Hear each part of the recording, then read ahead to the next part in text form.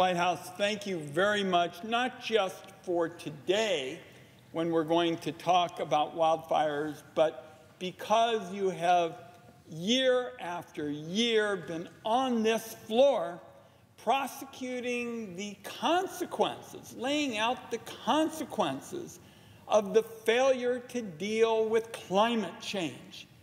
And certainly, it is hotter and drier in the West, and what I'm going to do is spend some of this short period we have together describing how these wildfires, they're not your grandfather's wildfires.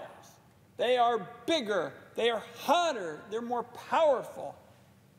In my home state, last summer, we saw a fire leap the Columbia River. Columbia River has always been a break in terms of fire. Fire just leaped over it. And we're seeing that around the country. It's getting worse. And today, the fires are so bad, the smoke is so thick, people in my home state are fleeing their communities to find pockets of breathable air. In Portland, residents are being warned against spending time outside and advised to wear a respirator if they must. Those without homes to provide safe air are being told to seek shelter from the smoke in public places like libraries and government buildings. So I'd say to my friend and the presiding officer, who's also a Westerner, a friend, this is not the stuff of fiction. This is real life right now for communities across the West that are just getting clobbered by fire. This is climate change at work. Senator Whitehouse and I speak today. There are more than 100 large wildfires destroying homes and businesses across Oregon and the West, burning almost 1.8 million acres. Farmers have watched as crops are burned to the ground. Families located in evacuation zones flee their homes.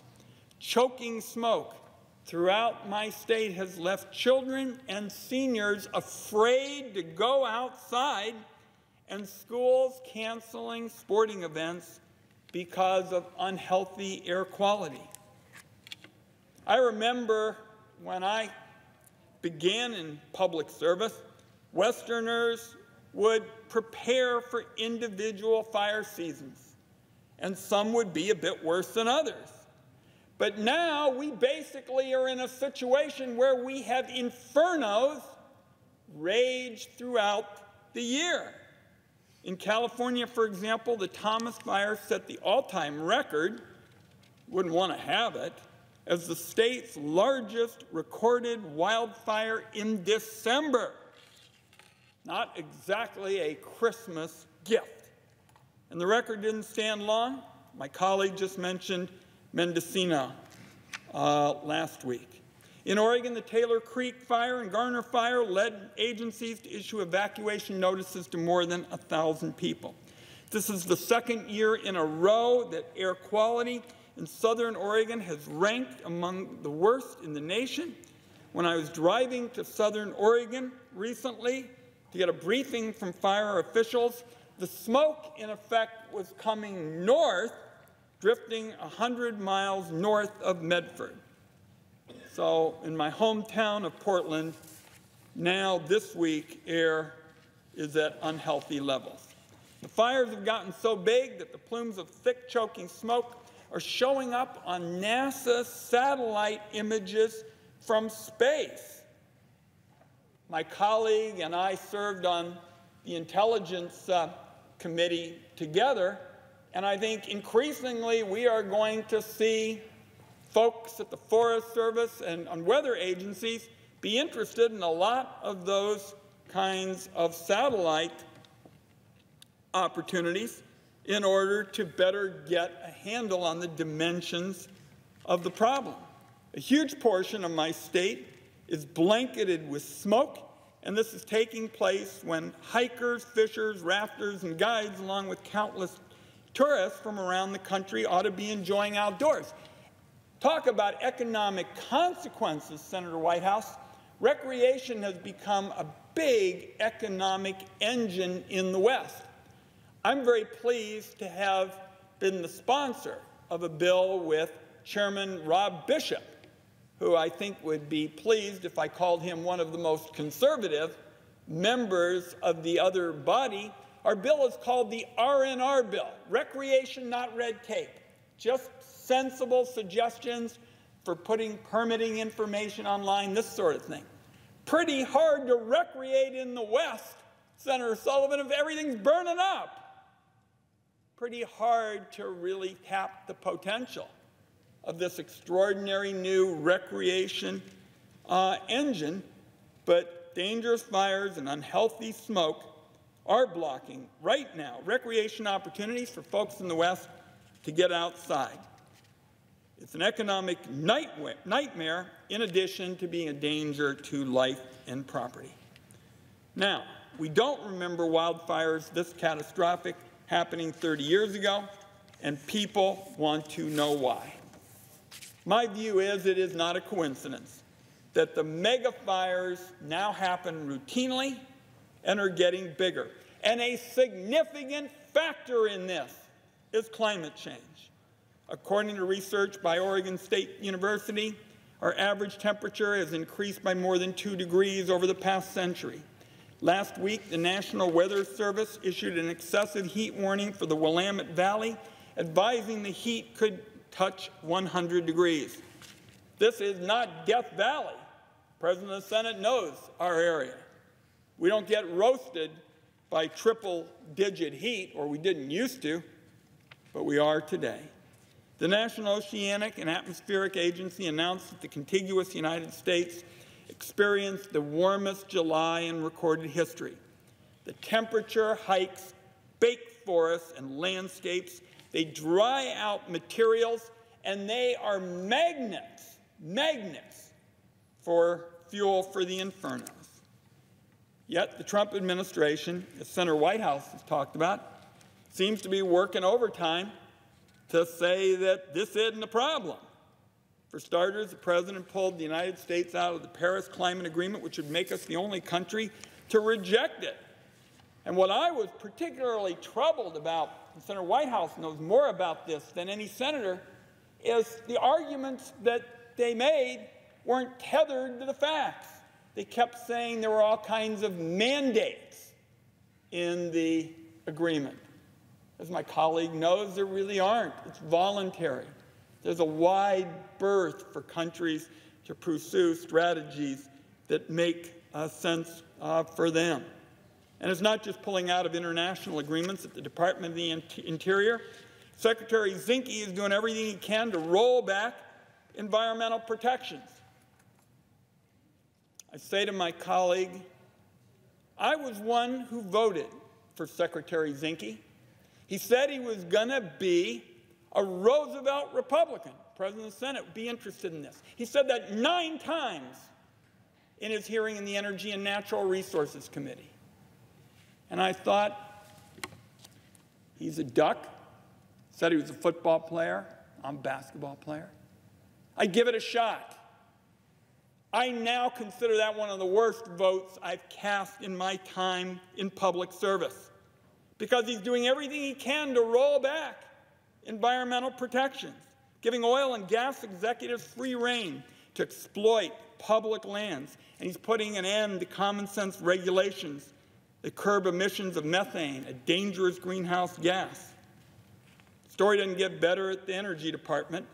They're wrapping themselves into a legal pretzel to figure out how to waste taxpayer money to prop up the coal industry, an energy source whose costs are too great for the market to bear.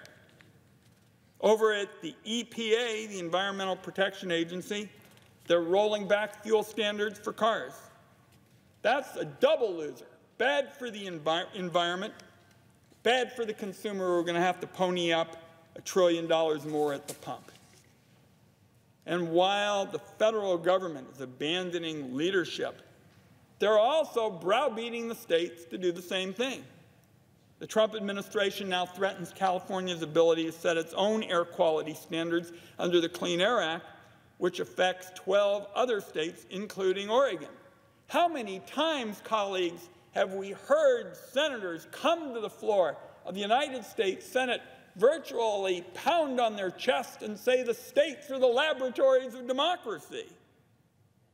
Basically on climate change, Senator Whitehouse, what the Trump administration is saying is they're for states' rights if they think the state is right.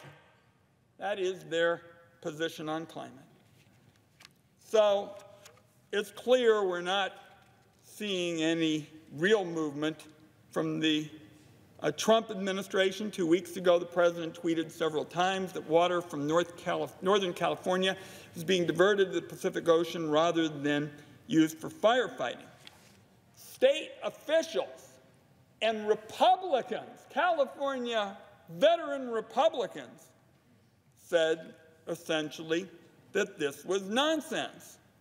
When the president asked his press office about the tweet, they really went completely silent. The mega fires are the new normal, so Westerners are going to have to embrace new cooperative and collaborative ways of dealing with the effect of climate change. Our priority ought to be to work with the states. Government at all levels should continue to develop more efficient, low-carbon energy technologies, renewables, energy storage. It's a winner all around for Oregon, the West, and our country. Not only are solar and wind cleaner, they're also cheaper than a number of the plants that burn fossil fuels. What we've said in our tax reform bill is that there are more than 40 separate breaks in energy, many of them just monuments to yesteryear. We proposed throwing them in the trash can.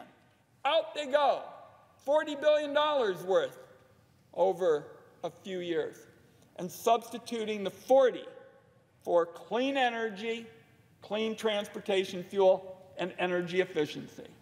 That is going to be in line with what Senator Whitehouse has said, which is America can get more green for less green, for fewer taxpayer dollars.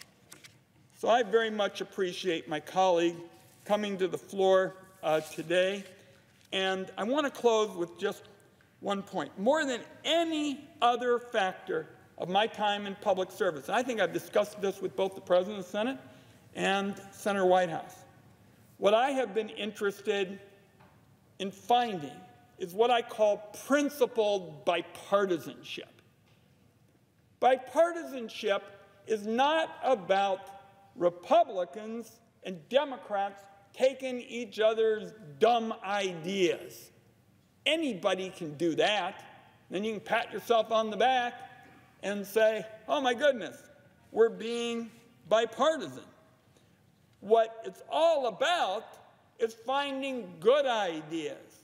And what Senator Whitehouse has done, and boy, do the fires in the West right now convey the urgency, is he has tried to, in effect, take marketplace forces, and fuse them together with the best environmental practices we know of. Now, both sides ought to find that pretty attractive.